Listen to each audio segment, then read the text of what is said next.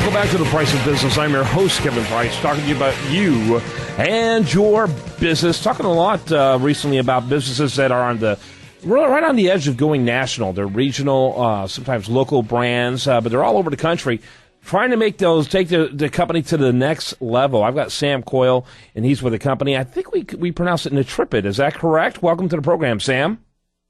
Good morning. How are you? Yeah, good. Nitripid. Is that correct? That is correct, yes. All right, just want to make sure. And kind of give us your elevator speech. What do you do?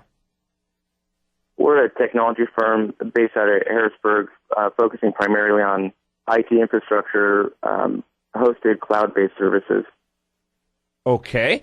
And then so for people who aren't in those arenas, why don't you kind of take it down to kind of a macro level where the average person can understand exactly what you do? Sure. Yeah, the big push for us over the last few years and kind of what makes this business work is the need that everybody has for technology with cell phones and mobile devices and everybody, all these companies leveraging technology more than they ever have.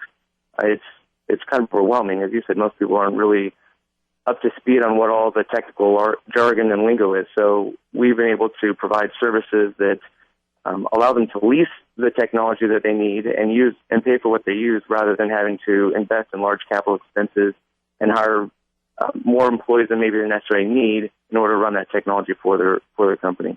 Okay. And compared to the old model, which is people actually purchasing these things, you instead lease it. Correct. Yeah, the traditional philosophy was you bought a machine, a server to run each of the different business components you might have: email, web hosting, file sharing, all those kinds of things. And as technology has gotten more complex, those servers and that software is becoming more and more expensive and more complex to run and operate. So what we've done is build those environments in kind of a multi-tenant method so that clients can use the pieces and parts that they actually need rather than having to build them themselves. Think of it like cloud kind of gets used a lot. If you think of Apple's iCloud, people are storing files and things up in the internet. They don't have to build their own server. They have no idea where the server even is, but they know that when their iPhone says that it's synced, they know that their data is out somewhere in the cloud and they can pull it down later on when they need it. Mm-hmm. Tell us about the typical size range of your clients in terms of number of employees or revenue. The interesting thing over the last few years is that demographic has started to expand dramatically. When we first started, we were more regionally based. Clients were the smaller clients, small companies in our local geography, 2 to 10 or 15 employees, and usually under $1 million a year in gross revenue. Over the last couple of years, as technology has become more and more needed and more globally accessible, our clients have started to increase in size. And what I'd say our average now is, 50, 100 employees and up, and could be doing $50, $100 million a year in revenue. Mm-hmm. Are you involved with Salesforce in any way? We use similar. We provide similar services to Salesforce, but we don't directly compete with them. They provide software as a service, whereas we provide the infrastructure as a service. Okay, got it. Okay. Oh, that's interesting. So, do you attend things like Dreamforce? We do attend similar things to that. We find that people that have already embraced that type of technology are more likely to embrace the services that we have. They've already adopted the philosophy of leveraging what they have as far as their people and moving the technology and those large expenses out to cloud service providers. So we meet a lot of great people there, a lot of potential customers, a lot of potential partners as well. So as we introduced the segment, we talked about the fact that you're currently a regional company that's in the process of going national. How's that effort going? What does that look like? It's like all things, it takes a lot of planning up front and a little bit of trial and error. But we started out really making sure that our web presence was up to speed, that it was accessible, and doing all those kind of search engine optimization and the linking and all those things that are necessary to make yourself more visible out in the global environment.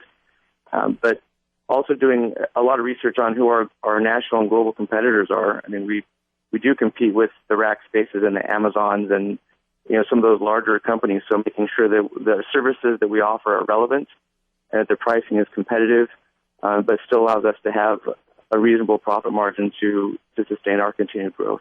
Yeah, very interesting, very interesting.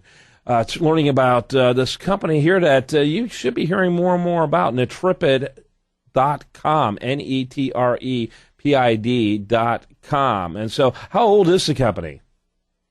Next year will be 10 years. 10 years. And how many employees do you have? We're 18 now. 18 employees. And that's interesting because when you look at your website, you guys do a lot of different things with 18 employees. Well, the trick here is to leverage the technology rather than having a large workforce, making the technology work for you.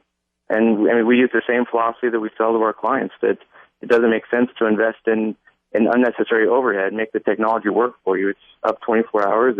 We can build in redundancy. It doesn't call in sick. So it allows us to really leverage that rather than having a large workforce. Mm-hmm. Interesting. Very interesting. Love learning about these new companies. Netrepid, Netrepid.com. I looked over your services section, rather huge. Why don't you kind of give a panoramic overview of that? The real short version is that we can provide that infrastructure for your company. So everything from Exchange email hosting, shared collaboration, remote backup, actually running servers out in the cloud, especially for larger workforces that are split over a larger geography, multiple offices. Their servers don't need to be in their buildings, so we can actually put those in a virtual environment and provide all those pieces and parts so that actually at the office there aren't any servers. People can show up with their laptop, their iPad, whatever, and still have access to technology that they're used to having there in the office. Yeah, very good stuff. Very good stuff. All right. Do want to encourage you to learn more about our guest this segment. Netrepid, Netrepid.com, Netrepid.com. You can, and again, I want to thank Sam Coyl for being with us, telling us about it today. Thank you. I appreciate it. You bet. When we come back, much more for you. Do want to remind you the best content here shows up over there at usdailyreview.com. You're listening to The Price of Business.